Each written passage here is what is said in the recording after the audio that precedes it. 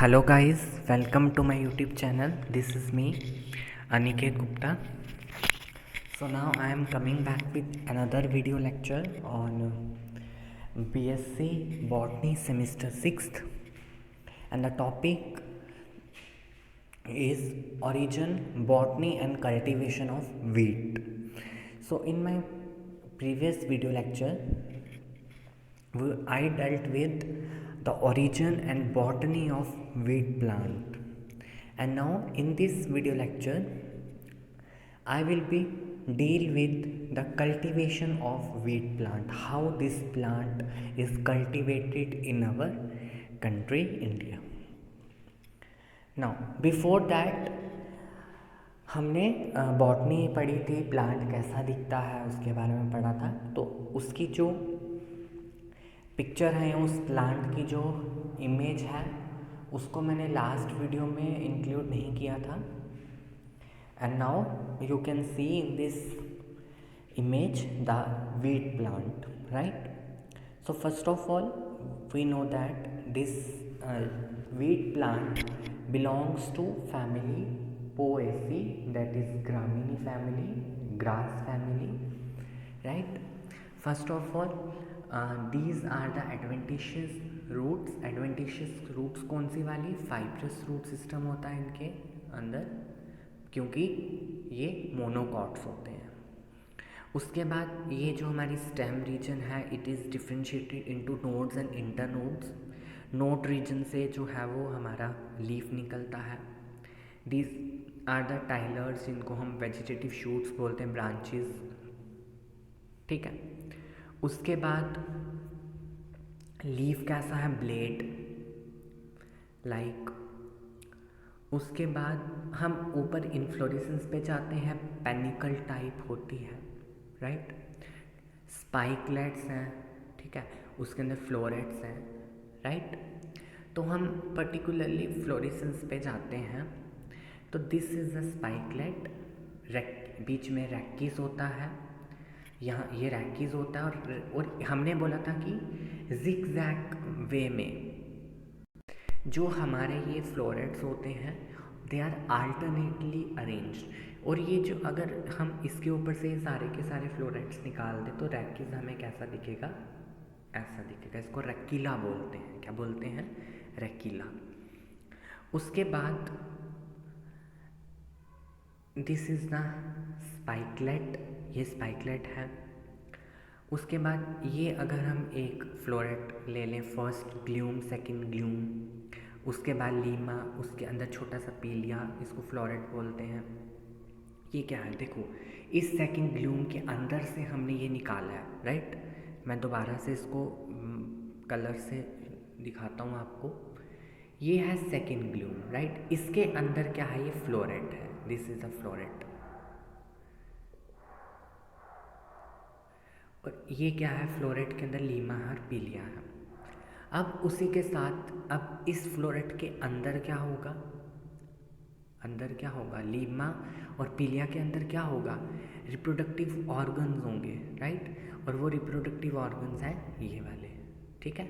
उसमें आप देख सकते हो 3 एंथर है और 2 स्टिग्मा है, और स्टिग्मा कैसा है? बहुत हेयरी है, राइट। उसके बाद नीचे लॉटिक्यूल्स हैं, जिसके ऊपर ये सारे के सारे जो रिप्रोडक्टिव स्ट्रक्चर्स हैं वो प्रेजेंट हैं। उसके बाद this is the one floret, ये एक फ्लोरेट है। उसके बाद हमने इसको आगे देखते कि दिस इज ये फ्लोरेट है ना, ये वाला फ्लोरेट और ये वाला फ्लोरेट सेम है। इसके ऊपर ये जो छोटी सी एक हेयर लाइक स्ट्रक्चर निकल रहा है, उसको बोलते हैं on, AWN, on. So this is all about the floral parts of wheat plant. देखिए तो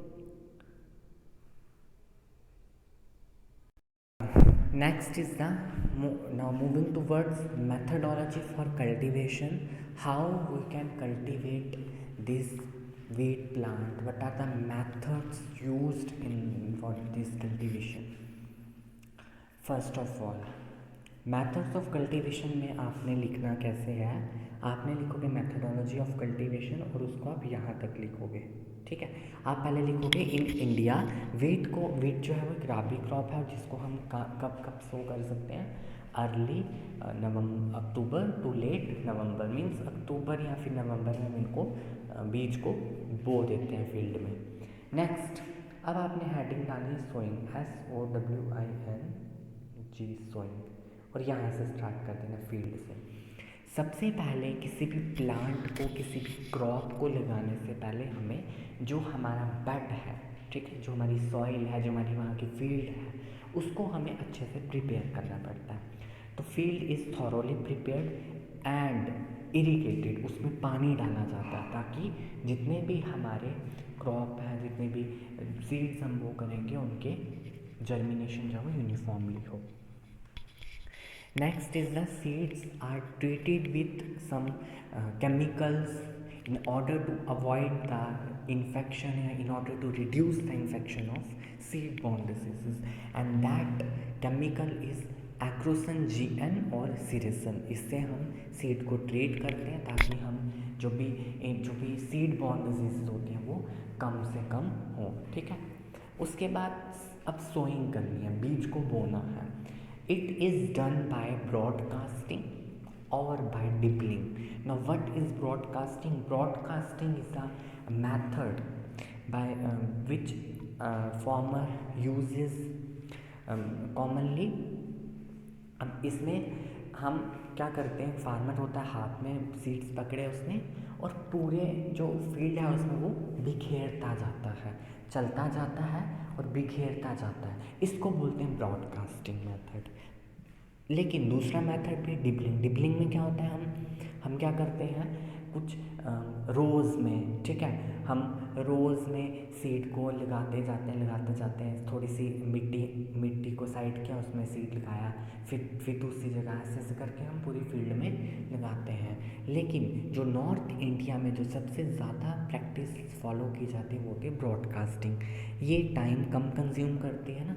अगर आप किसी भी सीड को लोगे और आप चल पड़ोगे कि फील्ड में इधर लगाया फिर उधर ऐसे, उसमें बहुत टाइम कंज्यूम होगा। रादर देन हम क्या करेंगे, हम सीड लेंगे और सीड को बिखेरते जाएंगे पूरी फील्ड में, है ना, और उससे जो है वो सॉइल के अंदर भी दब जाएंगे, ऊपर से हम उसको कवर कर देंगे सॉइल से, ठीक है। Next is the requirement of seed. अब कितने सीड हमें चाहिए? Now the seed requirement is 125 to 130 kg per hectare. Hectare जो है ये जो हमारी फील्ड होती है, जो हमारे एरिया होता है उसको नापते हैं, ठीक है, यूनिट है एक हेक्टेयर। तो अब 1 हेक्टेयर अगर आपकी फील्ड है, आपने फील्ड को पूरा मेजरमेंट की, आपने बताया कि मेरे पास 2 हेक्टेयर है फॉर एग्जांपल, ठीक है, 2 हेक्टेयर आपके पास फील्ड है, आपने उस 2 हेक्टेयर फील्ड में वीट के सीड्स को सो करना है। देन आप क्या करोगे, जो 125 है, ये जो हमारा 125 है या फिर 130, आप इसको 2 से मल्टीप्लाई करोगे। जब आप 2 से मल्टीप्लाई करोगे तो जो आपके पास नंबर ऑफ सीड्स आएंगे वो आप उस 2 हेक्टेयर फील्ड में लगा दोगे, पर हेक्टेयर के हिसाब से। उत्तर प्रदेश, हरियाणा, पंजाब, इधर जो है वीट को यूजुअली अक्सर किस में ग्रो किया जाता है, रोज़ में ग्रो की जाती है, ठीक है। और हर एक रो, जैसे एक रो मैंने ये लगाई फील्ड की, एक ये लगाई, अब रो आपस में, रो के बीच में कितना डिस्टेंस होना चाहिए, 20 to 22.5, ठीक है, 20 to 22.5 डिस्टेंस होना चाहिए। Now next step is the periodical weeding is very necessary for the better yield, because weeds are the unknown plants और unwanted plants जो हमें नहीं चाहिए वो हमारी फील्ड में ग्रो कर जाते हैं। फील्ड में जितना भी न्यूट्रिएंट्स होते हैं उनको लेते जाते हैं और जिससे हमारी वीट की जो भी हमने क्रॉप लगाई है, वीट कुछ भी लगाया है, उस पर इफेक्ट पड़ता है, उसकी यील्ड जो है वो कम हो जाती है। इसीलिए हमने periodical time to time weeding करनी है, वीड्स को हटाना है, मैनुअली भी हटा सकते हैं और by using some chemicals like 2,4-D spraying कर सकते हैं। इस 2,4-D की जो वीड्स को मार देगा, it acts as a weedicide. Next, irrigation is very necessary and irrigation is done by 2 ways on the basis of the variety that we are growing in our field.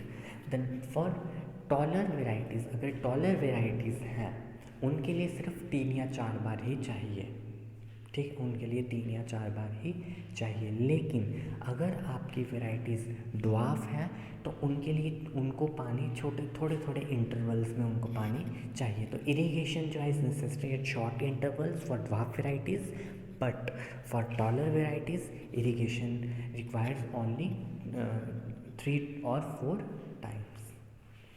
Now एक project है all India coordinated wheat improvement. ये wheat की improvement के लिए काम करता है। इसने एक्सपेरिमेंट्स कंडक्ट किए और इसने ये बोला कि हमारी जो वीट की क्रॉप है उसको जो है कुछ इनऑर्गेनिक एलिमेंट्स की रिक्वायरमेंट है, like potassium, phosphorus and nitrogen.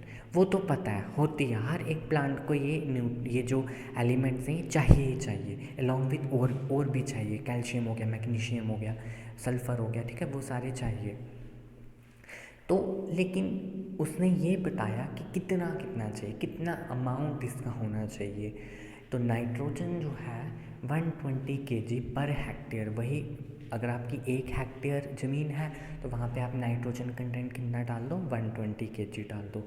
अगर आपके पास पोटेशियम आपने डालना है तो पोटेशियम डालोगे आप 60 to 65 kg, एंड फॉस्फोरस डालना है तो वो डालोगे 40 to 60 kg पर हेक्टेयर के हिसाब से, ठीक है। अगर आपकी ज़मीन का जो हेक्टेयर है वो बढ़ता जाता है, 2 3 4 10 हेक्टेयर होता है, तो देन आप इसको मल्टीप्लाई करके आप निकाल सकते हो, ठीक है। इसीलिए हम देखते हैं हमारे जो फार्मर्स हैं, ठीक है, या जो गांव में लोग आते हैं यूरिया डालते हैं हम, है ना। यूरिया में क्या होता है, it is a rich source of nitrogen.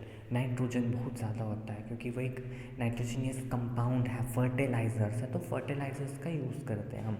और फर्टिलाइज़र्स का यूज़ करने से क्या होता है, जो हमारा प्लांट है उसकी अच्छी ग्रोथ होती है, ईल्ड अच्छी आती है, ठीक है। नाउ वीट को यूजुअली ग्रो किया जाता है रोटेशन में विद अदर क्रॉप्स लाइक मेज़, मूंग बीन, हमारी कॉटन हो गया, या फिर बाजरा हो गया, पर्ल मिलेट जिसको बोलते हैं, शुगर केन एंड टबैको। तो ये रोटेशंस में भी हम इसके साथ लगा सकते हैं। आपने एक सीज़न जैसे आपने वीट लगा ली, फिर नेक्स्ट आप मक्की लगाते हो, जैसे हम कॉमनली करते भी हैं, ठीक है।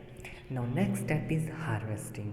Harvesting is the process of cutting of the standing crop and collection of the ears को कलेक्ट करते हैं। अब एयर्स क्या होगा, अभी मैं आपको बताऊंगा एयर्स क्या होता है। मैंने जब आपको उसकी दिस इज़ द एयर्स, इनको कलेक्ट करते हैं ना, क्योंकि इसी में ही तो क्या होता है, इसी को ही मिलिंग करके ग्राइंडिंग करके क्या बनता है, आटा बनता है ना। आटा फिर हम खाते हैं रोटियां बना के। तो हार्वेस्ट करना, आपकी जो क्रॉप है वो पक चुकी है, ठीक है, मैच्योर हो चुकी है, अब आपने उसकी हार्वेस्टिंग करना। तो कटिंग करते हैं हम स्टैंडिंग क्रॉप की, और फिर उसमें से जो एयर्स हैं उनको कलेक्ट करते हैं। That practice is known as harvesting. Now in India it extends between mid January to June. क्या बोला, हार्वेस्टिंग मिड जनवरी में भी हो जाती है या फिर कभी कभी ये जून तक भी जाती है, ठीक है। अब हमारे यहाँ तो अप्रैल में, मार्च अप्रैल में काट देते हैं, लेकिन बाकी भी स्टेट्स भी तो है ना, तो कुछ स्टेट्स में ये जनरली मिड जनवरी में ही ख़त्म कर देते हैं, क्योंकि वहाँ पर उनको ऐसा टेम्परेचर मिल चुका होता है, रेनफॉल प्रॉपर मिल चुकी होती है, जिससे हमारे जो क्रॉप है वो जल्दी से तैयार हो जाती है।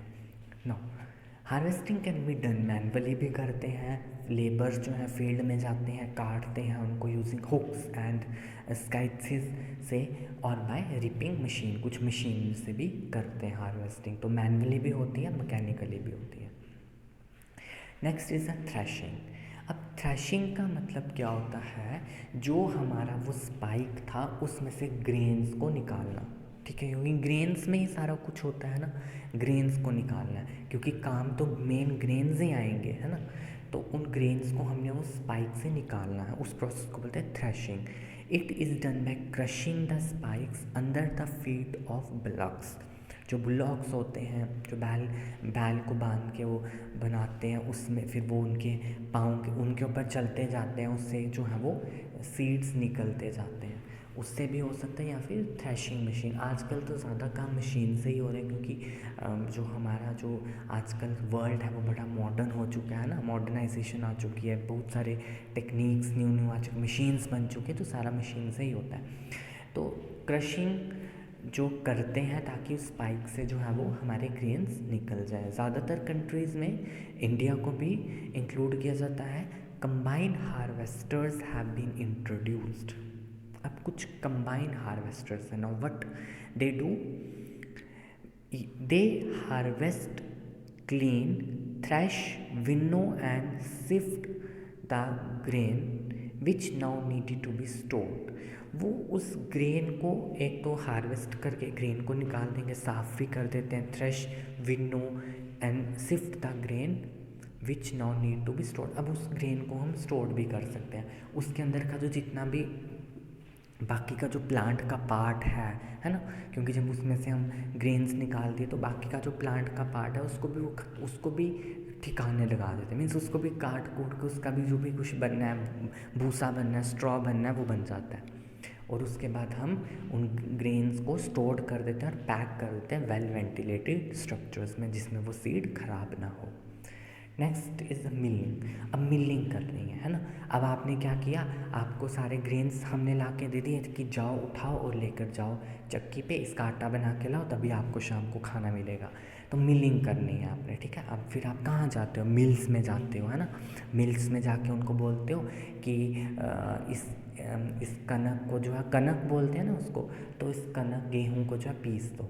The crushing of the grain, crushing करना ग्रेन्स की, उनको पीस देना, to yield white powder like flour, आटा जिसको हम बोलते हैं उसको मिलिंग बोलते हैं, मिलिंग प्रोसेस।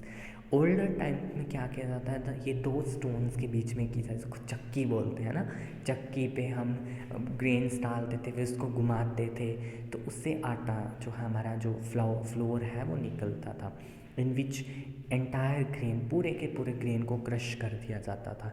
लेकिन आज के डेज़ में इलेक्ट्रिकली ऑपरेटेड मिलिंग मशीन्स आ चुकी हैं ना, हमें तो अपने हाथ पाँव भी नहीं इतने हिलाने पड़ते हैं। गेहूँ लिया, मशीन्स में डाला, और दूसरी साइड हमें उसका आटा जो है वो फ्लोर जो है वो मिल जाता है। और ये बहुत ही बारीक फाइनली ग्राइंड फ्लोर सेपरेट होता है, और उसको पैक्स किया जाता है, पैकेजिंग होती है बैग्स में, एंड देन उसको मार्केट में बेच दिया जाता है ना। हम देखते हैं हमारे मार्केट में जो दुकानें होती हैं, किराना स्टोर होता है, वहाँ पे बैग्स बने होते हैं इसके, ठीक है। वो कहाँ से आए, वो उस मिल में जब उस पीसा गया उन ग्रेन्स को, और ग्रेन्स से जब फ्लोर निकला, उसकी पैकेजिंग हुई बैग्स में, फिर उसको उसकी मार्केटिंग हुई, ठीक है। तो this is all about the cultivation of wheat plant. किस तरह से हमने फील्ड को सोइंग की, उसके बाद हमारी जो क्रॉप है पक गई, हार्वेस्ट किया आपने, है ना। हार्वेस्ट के बाद थ्रेशिंग किया, थ्रेशिंग के बाद आपने मिलिंग की, ठीक है, और हमारे पास आटा मिल गया, फ्लोर मिल गया, ठीक है। अब आ गए यूजेस। अब क्या यूजेस हैं इसके, वीट के क्या यूजेस हैं। It is a staple food in most parts of the world. अब इसके अंदर एक प्रॉपर्टी होती है gluten in the wheat grain, makes it suitable for preparing bread from wheat floor. Breads बनते हैं, ग्लूटिन हम देखते हैं जब हम आटे को गूंदते हैं वो चिपकता है ना, हाथ में चिपकता है, गूंदते हैं जब हम फुलके बनाते हैं, जब चिपकता है वो हाथ में, उसके अंदर ग्लूटिन होता है, ठीक है, ग्लूटिन होता है। इससे ब्रेड बनता है। इंडिया में वीट फ्लोर को यूज़ किया जाता है making chapatis and variety of other preparations like loaf bread, biscuits, breakfast food such as wheat flakes, puffed wheat. It is also used in the manufacture of starch, industrial alcohol, malted wheat. तो ये कुछ uses हैं कि इसका क्या क्या use कर सकते हैं ना। क्या पता आपको मुझसे ज़्यादा यूजेस पता, तो आप उनको भी ऐड कर लेना, जो मैंने लिखे आप इनको भी नोट कर लेना। नाउ नेक्स्ट, अब जो हमारा वीट है उसका जो प्लांट है उसका क्या यूज़ है, उसका भी कुछ ना कुछ यूज़ होगा, क्योंकि उसको थोड़ी हम ऐसे बाहर फेंकेंगे। Wheat straw is used for bedding for cattle, for padding in mattresses, for packaging fragile foods. जो फ्रेजाइल फूड्स होते हैं या फिर फ्रेजाइल आइटम्स होती हैं, तो वो स्ट्रॉ वहाँ पर भर दिया जाता है ना, ताकि वो टूटे नहीं चीज़ें। जैसे आप कांच के कुछ भी आप सामान लाते हो तो उसमें कुछ घास फूस जैसा या स्ट्रॉ जैसा भरा होता है ना, ताकि वो टूटे नहीं सामान। उसके बाद हम स्ट्रॉ को यूज़ करते हैं अपने जो मशरूम कल्टीवेशन में भी यूज़ किया जाता है स्ट्रॉ, है ना। उसके बाद स्ट्रॉ पल्प को यूज़ किया जाता है manufacture of paper, straw board, गत्ता जिसको बोलते हैं बिल्डिंग बोर्ड बनाने के लिए, गत्ते बनाने के लिए, पेपर बनाने के लिए, है ना। तो पहले जो कॉपीज़ आती थी, जो पहले गौरव वाली कॉपी आती थी, है ना, आप उसमें देखते थे वो अंदर जो उसका कवर होता था उसमें स्ट्रॉ की छोटी पीसीज होते थे, उसमें स्ट्रिप्स होती थी छोटी छोटी, है ना, वो इसी से बनाए जाते थे। ठीक है, तो ये सब क्या है, these are the uses of wheat, plant का भी साथ ही साथ ग्रेन का भी। So this is all about your wheat topic 1.1 का जो वीट है वो आज आपका कंप्लीट हो गया है। नेक्स्ट वीडियो में हम राइस पढ़ेंगे, देन वीट मेज़ पढ़ेंगे और 1.1 आपका कंप्लीट हो जाएगा। और आपने क्या करना है, इस वीडियो को ज़्यादा से ज़्यादा लाइक करना है, शेयर करना है, और जो भी आपकी क्वेरीज है वो अपने कमेंट सेक्शन में पूछनी है। और जिसने मेरी वीडियो 1 जो इसकी वीडियो पहली वाली वीडियो नहीं देखी है, मैं लिंक डिस्क्रिप्शन बॉक्स में दे दूँगा। और साथ ही साथ अगर आपने मेरा टेलीग्राम चैनल नहीं ज्वाइन किया उसको कर लो, क्योंकि वहाँ पर मैंने बुक जो है ऑलरेडी शेयर कर दी है। तो थैंक यू गाइस।